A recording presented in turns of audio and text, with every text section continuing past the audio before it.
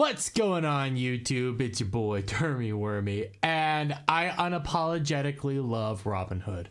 Now, when I say that I love Robin Hood, that doesn't mean it's a good show. No, quite on the contrary, it's pure dog water. It is one of the most unapologetically pro CRT, all that nonsense. And this last episode, episode 2, is without a shadow of a doubt just so anti-cop to a level that I have not seen before. Just next level ACAB, paint all police officers in the most negative light possible, but simultaneously, and Raster said this on Ballbusters, check out my Friday night show, Ballbusters, but Rastercaster said that it kind of comes off as, you know, the sheriff lady and all the bad guys in the show are a step above, like Power Ranger villains, you know, those super villains from old Saturday morning kids shows, you know, very over the top and stuff. Yeah, this episode shows that they are just next level supervillains, and it's cringe beyond all belief, and I love it. It's unapologetically awful. And Director X, if you see this, I want you to know you are welcome on my Friday show, and I will still call the show Dog Water. But let's get into it, shall we? Because there's not a whole lot that happens this week. They're not really. Nothing really happens. Because we open up basically where we left off last week, having a party, people waking up. Midge, this lady, by the way, this is a weird piece of artwork that they have in the room. That really mesmerized me. You know, everybody's getting up, things are happening. Midge is upset with this guy because he stayed over all night and saying like, hey, when everybody leaves, the party's over, you can't stay. And he's like, oh, you know, I stayed either way. Then they decided to text Robyn, and it turns out Robyn stays the night too. Yeah, in the next room, Robyn and Little John are over here all cuddly up and everything, and they talk about feelings and stuff like that. You know, showing that there's more history here than what they've previously hinted at. Nothing really develops, though. We just know that they have history. Moving on, she says, hey, I got to get up and check on my mom's. You know, you stay here. We now cut over to the sheriff department, where this is some high-tech sheriff department. I just gotta say, like, this is next level stuff. These guys really are supervillains. But here's our sheriff with our new guy who's our drone technician, our drone pilot, utilizing all this technology just to try to find the Rolls Royce from Prince. I didn't know drones could do all this stuff. Man, that's impressive. Not really, because they can't, but hey, they find the rolls. Sheriff calls Prince, says, hey, we need to talk. Intro time. Now we cut over to the hospital. I'm just running through this shit because this episode was just jam-packed with basically nothing. We're at the hospital. You know, here's Robyn's mom, here's Robyn's sister. Robyn walks in, says, hey, it's good to see you here. You need to come with me, you know, taking the sister away, all that nonsense, because she needs to be able to take care of herself in order to take care of her mom. So, you know, you need to take a shower, be good, everything. Mom's going to be fine. That is exactly this scene. Nothing else happens. We now cut back to Prince's department, where Prince and the sheriff are discussing what happened in the previous night, and yeah, she just basically lays it out flat. You know, Hood went from trespassing and making hood rat videos and stuff like that to now being full anti-cop and committing grand theft auto. So what changed? And she blames the shooting of Tressie, Robyn's mom, and everything. And you sit here and you wonder, okay, so the Hood went from being petty criminals to now being full on a crime syndicate. Let's just be real, because remember, on the contrary to the actual Robin Hood storyline, Robin Hood stole from the government to give to the poor. This time they're stealing from a private citizen, so they stole his car. They broke into his house. They did all sorts of stuff to a private citizen.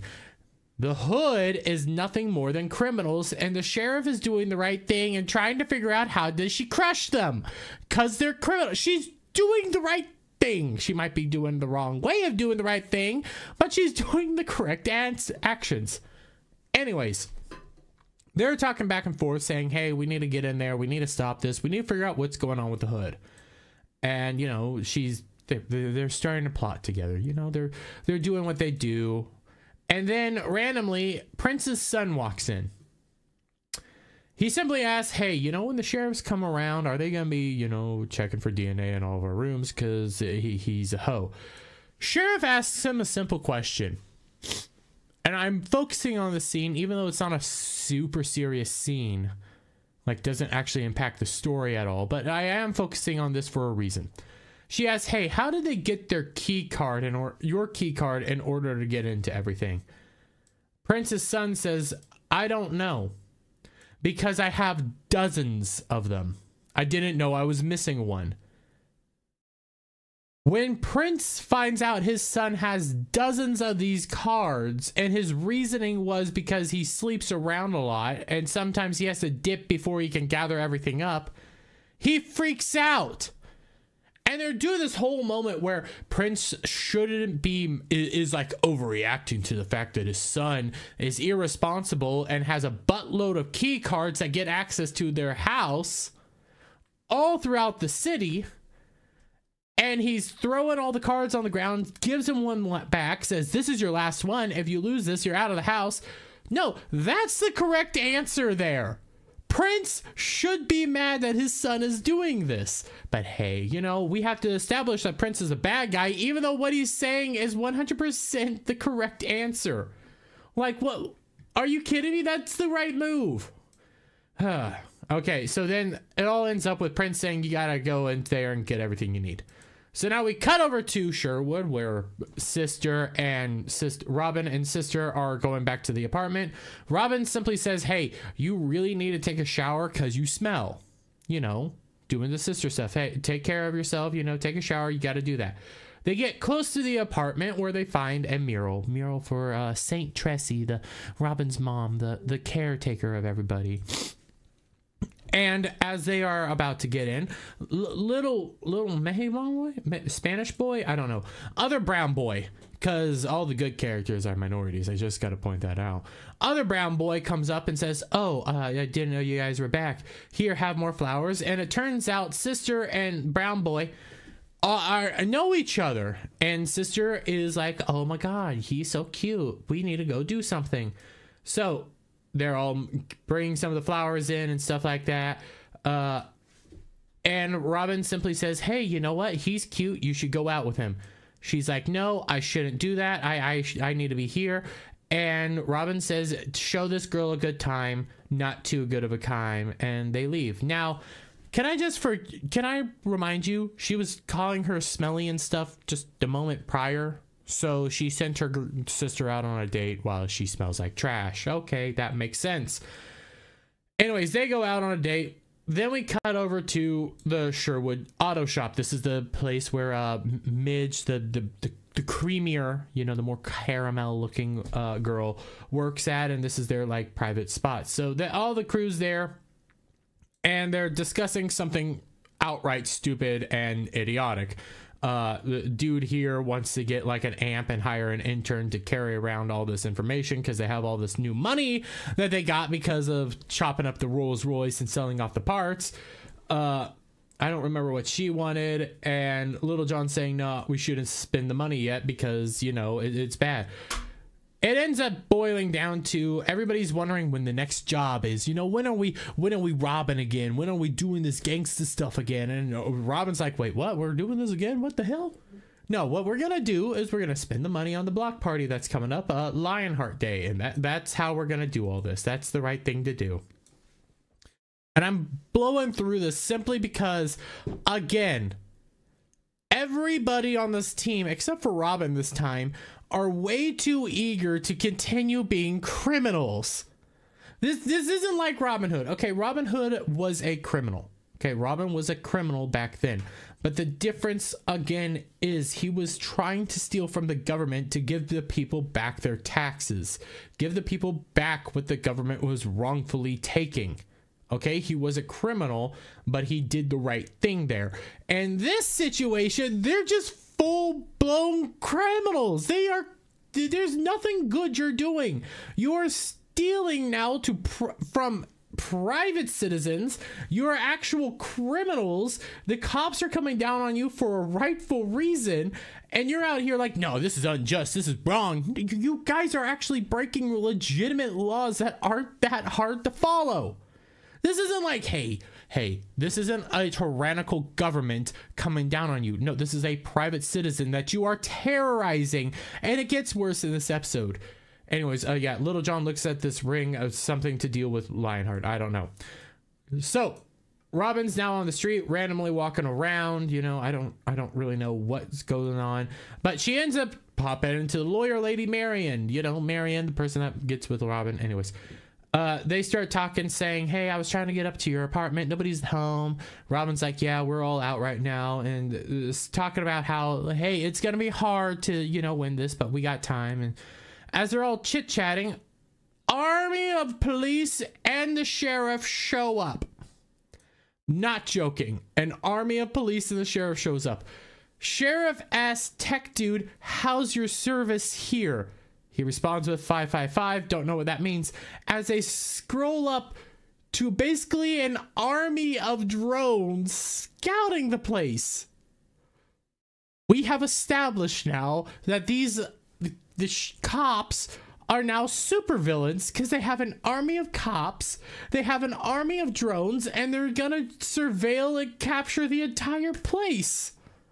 That is the plan. I'm not kidding. So sheriff comes out and says, hey, attention all Sherwood, we want the hood. Okay, rightfully they are they are a crime syndicate at this point. They are stealing and terrorizing private citizens. They need to be brought to justice. So what do? You go to where they are most likely at. She says, hey, we want the hood, bring us the hood, and nothing bad happens. As she is announcing it, all of the Sherwood end up being like, no, we're not gonna help you. This dude here, I think, throws an egg at the sheriffs and everything, you know, which is assault. You know, you threw something at the sheriff, that's assault. And she says, go door to door and begin with this one because he assaulted her. That is the correct answer. Marion comes up to sheriff lady, says, hey, you know, you can't do this. This is a crime. This is private citizens. You can't go door to door busting stuff in and capturing stuff. This is police intimidation and wrong. And the sheriff says, well, this is public property, because it is. It quite literally is. And because of that, if she sees a crime, she can actually arrest them. She can detain them and arrest them. It is public property. She's not completely wrong on the fact that, you know, if there's a crime there, she has to intervene. And with all the drones there, she can see everything. That makes sense. Nothing that she's saying hasn't made sense to me. It's more just, hey, it's over the top is the problem. That's the only problem. Like, yeah, you're going a bit overboard. Oh, she also has a warrant to do this. So a judge already signed off on it. So, hey, now it's her job to try to stop it. So she ends up walking away because there's nothing really she can do except go to another judge and complain and try to get this stopped. And she watches as the same dude that assaulted everybody gets, like, thrown up against the police car and arrested. It's like, okay, what the cops are doing is over the top, but the thing is, again, you assaulted the cops at this point. You get arrested. That's not hard to figure out. What the hell? Okay, so we then cut to little sister and brown boy boyfriend person on their date, and they're talking about pineapple and jalapeno on your pizza and how it is amazing. By the way, if you like pineapple on your pizza, that is a crime and you guys should be arrested. What happens next is the correct answer for people that eat pineapple on pizza. as they're walking around doing nothing, randomly, I kid you not, Buzzer shows up, zooms in. They're like, what the hell's going on? And then cops show up to arrest them. I'm not joking. Randomly, this all happens. Now, I will say, if you like pineapple on pizza, this is the correct answer. But in the case of the show, this came out of nowhere. And I'm not joking. Like, the cops just appear. And they're like, get on the ground. Get on the ground and put your hands behind your back. Just walking up all intimidating like. What the hell? Cops don't do this shit. Okay, so later we end up having Robyn running throughout the whole Sherwood. She gets up to Miggs's apartment, says, "Hey, all the police are here. We need to hurry up and hide. You know, they're coming." Quickly, Miggs gets a knock on the door, and it's the sheriff. So the sheriff says, "Hey, do you know where Robyn is?" and everything like that. And she's walking throughout the room, taking a look. And Miggs is, you know, being kind of disrespectful and stuff like that, saying, "No, I don't know where she is. You're not welcome here." You know, sheriff's, I don't remember what she says, but Miggs ends up mentioning, "Hey, you know, everybody's on edge ever since, you know, what you did. You know what you did. You know what you did to Tressie." You know, talking about how the cop randomly shot her, but it was a high volatility situation that you caused. Anyways, as sheriff is interacting, they end up getting a radio. "Hey, we got the sister," and she's like, "Oh, we got the sister. Well, I guess I gotta go there now. Bye." And Robyn, who was hiding in the kitchen, hears everything, immediately tries to storm out the room to go to her sister, and Miggs says, "No, you can't do that. That's bad. That you're playing right into their hands. You need to escape." So she decides to go in what I guess is underground tunnels that I've never heard of till now, them having access to. But she's going to use the underground tunnels to escape everything. And that's exactly what she does. She hides. Sheriff notices Lady in Green Hood as they're all up here, says, "Hey, stop," realizes it's Robyn, and she still continues to run because there's nothing else to do. We end up cutting back to Robyn's apartment where all the police are now. Everybody, technician, sheriff, everybody's up here tearing the place apart for no apparent reason. Sheriff says, "Hey, I want eyes on Robyn. You know, we got to get her. She's eventually going to get out." And as she ends up interrogating the sister a little bit, saying, "Hey, we're going to get her." Robyn ends up escaping because she's underground, not going outside. I guess they have underground tunnels. I don't know. And they make it all the way over to the the community center. Shockingly, though, the community center is connected to the Sherwood itself. Why aren't cops here at the community center to be, you know, looking around and figuring out what's going on here? I'm just pointing out evidence. Why aren't the cops here? It's still Sherwood. But okay, so the whole crew sits down, says, "Hey, we got to figure something out. How are we going to stop this?" And they end up saying that they're going to hack something, and yeah, they end up a plan, and it's a stupid plan. And it's a plan, I kid you not, when you see what the plan is. I'm just going to tell you what the plan is. The plan is that they're going to deep fake evidence utilizing Fat Dude with fro and everything from last episode. They're going to deep fake evidence of her being in a park crying her eyes out because her mom was shot. Thing is,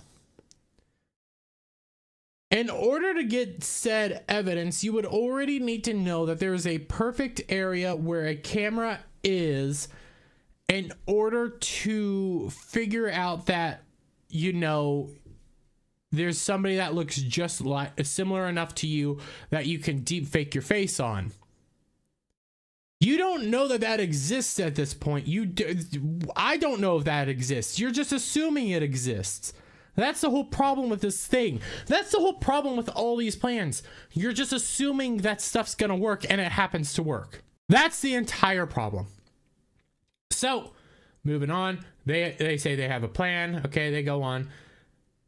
Randomly, Sheriff enters Robyn's room, takes a look at the bed, and she says something. And this is why I think they're perfectly fine making the sheriff a woman, because for those of you who are not aware, within intersectionality, usually women can't be bad guys. Even if they're over the top crazy ladies like this, they can't be bad guys. They always have to be misunderstood. Okay, they always have to be misunderstood. And the sheriff makes this comment that I am convinced what's going to come out towards the end of the season is that she's a misunderstood person. She says that growing up, when her sister saw that the bed wasn't made, she would take it away. So that little comment, that is character development comment, telling me that she was abused as a kid. Hey, it's not my fault. It's not my fault. You have a redheaded woman in here who's a villain. Yeah, right. She's going to be a good person by the end, or misunderstood. Anyways, she sits down with sister, says, so, you know, hey, it's okay. I get it. Everything's scary right now. Everything bad's happening. The world's falling apart. And you know what? It's sad to see what happened to your mom.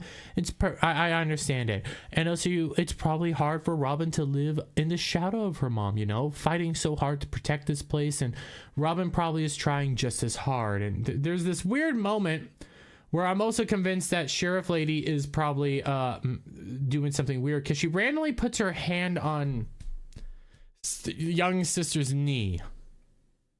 I don't think Sheriff's straight, by the way. Anyways, little sis lets in that, hey, Robyn was planning on leaving because that's the only thing mom ever convinced her. And just as that is being said, Robyn walks in saying, yep, that's right. Here I am. Let's talk. You know what? But giving herself up, and it's like, oh, wow. Okay. Playing right into your hands. Oh, this scene.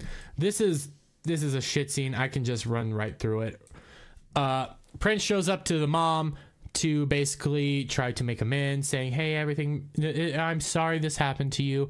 Mom accuses him of shooting her, even though he had nothing technically on paper or any evidence to point to it. But, you know, that she's accusing him. He outright says, listen, okay, I'm sorry this all happened to you. I want to help, okay? I want to give you $1 million. You can get scholarships for your kids. You can get the best medication to be able to walk it again.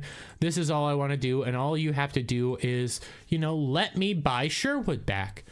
And the mom says no. Prince goes on like a tirade saying, it's mine, you know, yeah. That's about it. Not a whole lot happens in that scene. Just Prince trying to be Prince. Honestly, maybe not the best tactic, gotta blatantly say. Also, I'm pretty sure you would have to do a whole lot more than $1 million to save whatever the heck happened there. But hey, moving on. Now, Sheriff Lady is sitting down with Robyn, trying to figure out, hey, where were you and everything like that. Yeah, like, where were you the night of the hoods did what they did, you know, break into Prince's house and steal the thing. And Robyn says, I was crying my eyes out in a park, you know, because my mom just got shot by you guys, who you guys still haven't even gone out and, you know, captured the dude that did it. And Sheriff Lady says, the guy that shot him is on administrative leave right now, you know. He's probably not going to get his job back. There's an investigation. That's where he has to be. That's the reality. Anyways, they still keep... They're grilling each other. Sheriff Lady's like, don't worry, I will be able to figure out everything, you know. We have cameras all over the park. I know exactly where you have to be. We can pull video evidence to prove whether you have it or not. And technician dude, you know, tries to pull up the video evidence and says, the website's down right now, we can't get access.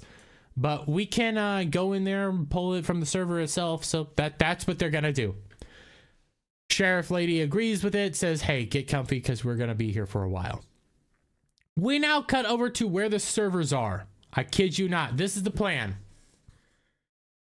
I don't quite get it.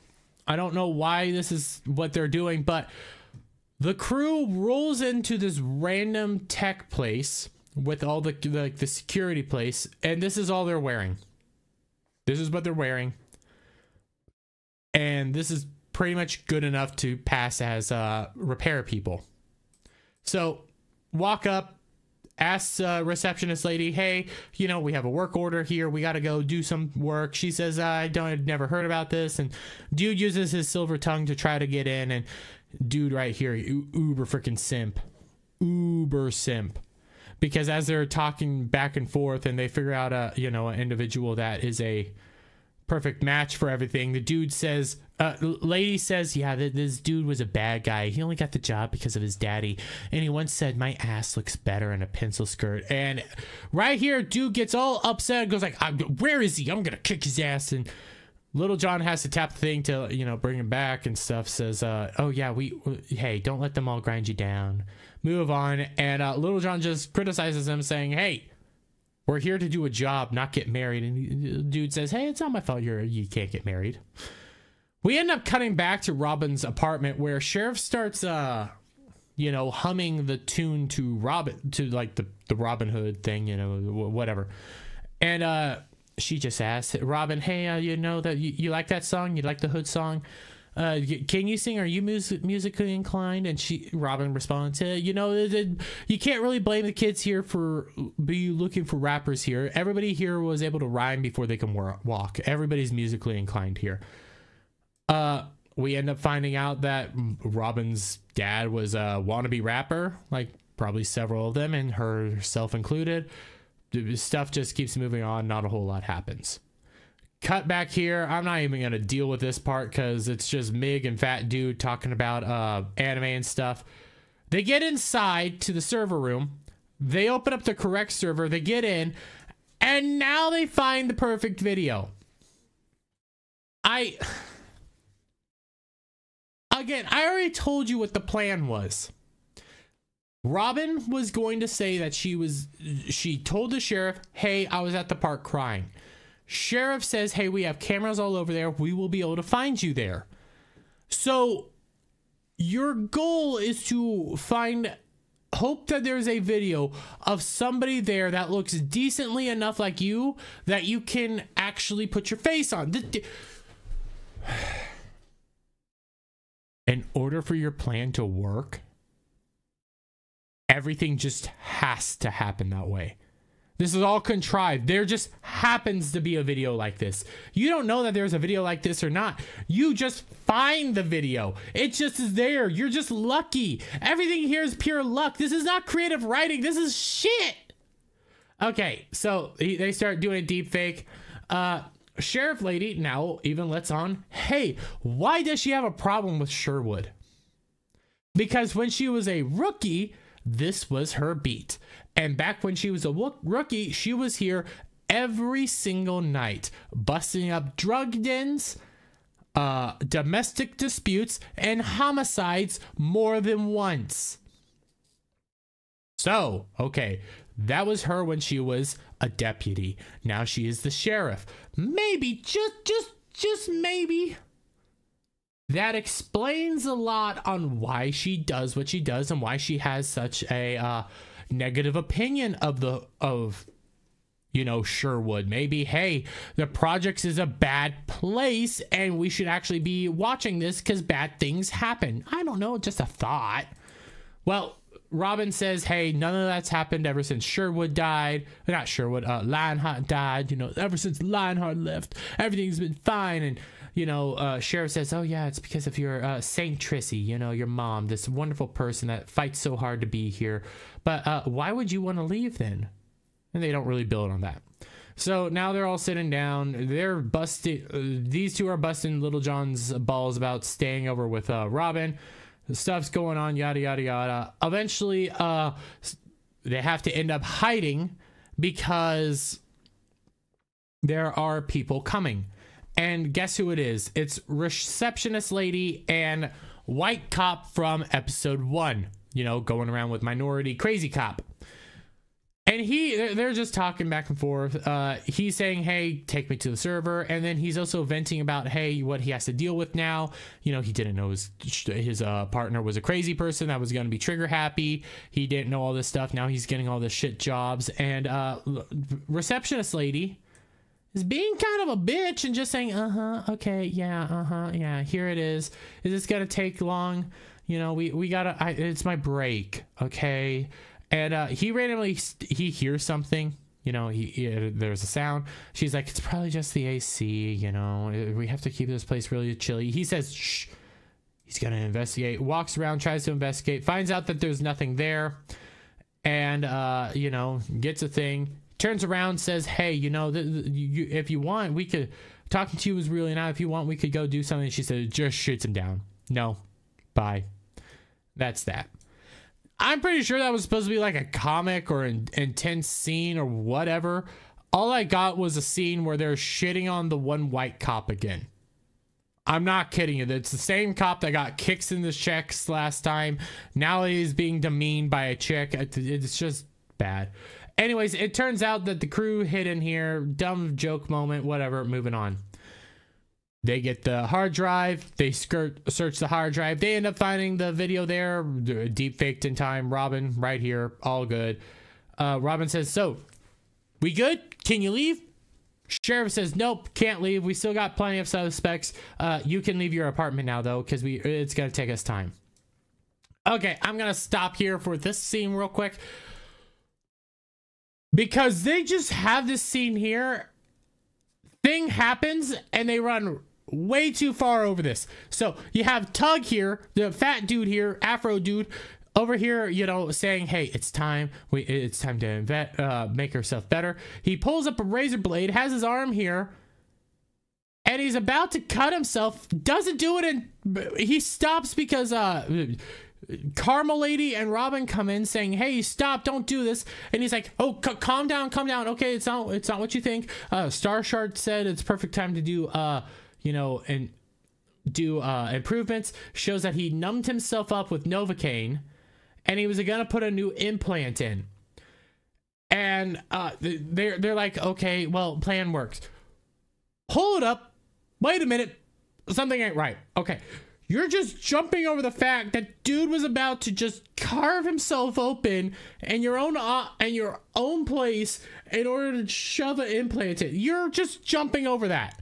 You guys are like, oh, this is happening. Here's a weird face. Moving on. No, you don't do that. You just say, what the fuck's wrong with you, man? Don't do that. Don't be carving yourself up. Don't be numbing yourself, okay? Don't do that. Bad. Well, anyways, plan's done. He goes to try to celebrate, and they have this whole like comical scene where he is, you know, his arm's dragging, he can't move because it's all numbed up. And Robyn says, hey, we're not done yet. Buzzards are all over the place. We need help. We need you because you're the tech guy, okay? And he's all like, I can't do this. Everything's just getting too real. It's getting too messy. And Robyn just talks to him saying, we need you. And he just says, fine, he'll do it. So here is, we're returning to the hood. We're returning with the hood, back to the hood. This is the big like climactic moment. All I'm going to say is they are now full on a criminal syndicate. There's nothing denying this. The hood is a criminal syndicate. So you got drones all over the place, line of people. The sheriff's walking around saying, hey, if you guys give us who the hood is, first person that does it, all charges drop. Second person that does it, 3 to 5 years at max. You know, not that big of a deal. Nobody gives it. She says, well, guess it's time to take you all to holding. Marion now shows up saying, hey, you gotta stop all this. You know, I got an injunction. I filed a complaint at the mayor's office. I got an injunction hearing here in a few minutes. You gotta stop. And she's just, you know, angrily smiling. It's like, oh, you stabbed me, huh? Yeah, I still can keep going on. Whatever. She's gonna stop. Lights go out. Emergency lights come on. Hood shows up and chase ensues. Sheriff is now leading a bunch of guys to try to capture the hood, going upstairs, out areas, stuff like that. Robyn and Carmel chick, these are the two here, get to the balcony and begin to rappel down. They end up watching this all on some drones. What's about to happen I find very hard. So we end up having a drone tech guy trying to watch everything, and randomly Little John comes up on what is Robyn's apartment, climbs onto the balcony and gets in. Question: how high up is Robyn's balcony? That is an important question here, because I don't know how a very tall man, even in this whole getup here, poncho and weird mask, could climb, if it's even in just second level. How are you climbing all the way up there with nothing? Oh, he just did it. Okay.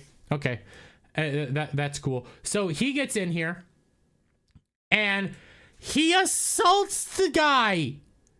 He chokes out the technician. He chokes the dude out. You outright just assaulted everybody. So he puts him down. They get everybody else in. A fat dude climbs all the way up here. This is why I'm really curious. How fucking high are they? Because fat dude climbs all the way up here. I ain't fit. You know, I've been trying to lose weight and everything. I'm still not super fit. I'm still pretty pudgy. I couldn't climb that high. I saw how fat that dude is. I freaking doubt he could climb just one level. But I'm supposed to believe that he could possibly climb all this. No, bull. So they get in. He's panting and everything like that. Oh yeah. Robyn and another girl running around there. They get cornered by all the cops. Then tech dude starts playing around with the drone controls, gets complete access, and says, "Fly my pretties," and starts using the drones to assault more of the officers. Not joking. More officers start getting attacked and everything. Robyn and Carmel girl escape. Just then, this dude says, "Hey, you know what? Now it's time to come to the ground." And he slams all the drones just like 1 or 2 feet away from all the cops. Outright almost kills cops. You guys are now terrorists. You're not good people. You are not heroes. You are terrorists. But hey. They're stealing from the private citizenry to give to bums. These aren't good people. I'm with the sheriff and Prince. Stop this. Stop it. Now all of Sherwood starts assaulting him, and they just walk away all lost. So later in the night, they're starting to fix up the place, cleaning up, talking about what happened, yada. Everything good, gonna keep going on, figure this all out. Marion shows up saying, "Hey, good day." I'm just flying through this now. Sister comes in with boyfriend. They have pizza, and they're starting to eat it. Mig says, "Oh my god, jalapeno." Not jalapeno, pineapple. Rightful answer here. You know, spit that crap out. And she goes like, "Oh, and jalapeno." Yeah, whatever. Happy moment, whatever. We end up moving away, coming here. Technician dudes calculating the numbers for the sheriff, saying, "Hey, it was a lot of money." Sheriff gets mad, sends dude away, and freaks out. Then she decides to call Prince, saying that they need to merge their resources together. That is the episode. It's pure dog water. There's some funny moments in here. There's some great moments in here that I outright loved because it's cringe beyond all belief. But I have to reinforce the fact that Robyn and the Hood Gang are nothing more than a crime syndicate, and they rightfully need to be taken out. There is no redeeming quality of these characters. There's nothing good about these people, and acting like there is something good here is a joke. Director X, you made a perfect villain storyline. Thank you guys for watching. If you liked this video, give it a thumbs up, share it out, friends, hit that subscribe button, hit that notification bell for every time I put out a new video go live, guys. Please leave comments down below, help me out here, and also check out our sponsor, Coffee Brand Coffee.